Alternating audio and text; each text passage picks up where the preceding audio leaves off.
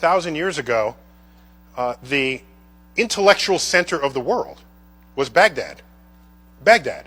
Europe was busy disemboweling heretics at the time. Baghdad was open to all thought at the time, between AD 800 and 1100, around there. If you look at the advances that unfolded in that period, in that location, it includes the invention of algebra. Algebra is an Arabic word. Algorithm is an Arabic word. 2/3 of the stars in the night sky that have names have Arabic names. How does that happen? Where did the naming rights come from? It came from the fact that at that time, huge advances in the Middle East, in Baghdad in particular, was unfolded in engineering, mathematics, especially mathematics, astronomy, navigation, physiology. And you say, well, why is that so? If you look at what was going on, they were open to all lines of thought. Jews, Muslims, Christians. There were doubters back then. Today we would call them atheists. They would all come around a table and share ideas. If you have some philosophy that's got holes in it, someone's going to find it. And you're going to challenge you on those ideas. And what happens is the conversation ratchets up. You discard what doesn't work and you keep what does. And when you do that, you make discoveries, and you make discoveries rapidly. And at the time, that period drew to a close. If you read history books, they'll typically describe sort of the sacking of Baghdad. It was a bad time for the city. And they say, oh, it all came to an end. However, the Islamic culture rose at other times later. And in those other times, science and engineering discoveries were not a part of it. So we asked, why not? You got the cultural heritage, why doesn't it show up again?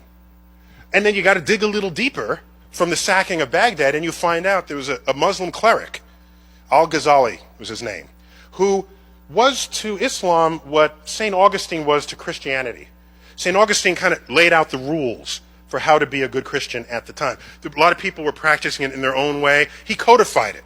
He was a religious scholar, figured it out according to his own read, told everybody how to behave. There's the book. You follow this, you're a good Christian. Al-Ghazali said, you follow this, you're a good Muslim. In that text included the assertion, which gained influence socially, but then politically, so then it had power of influence. In there was the assertion that mathematics and the manipulation of numbers was the work of the devil.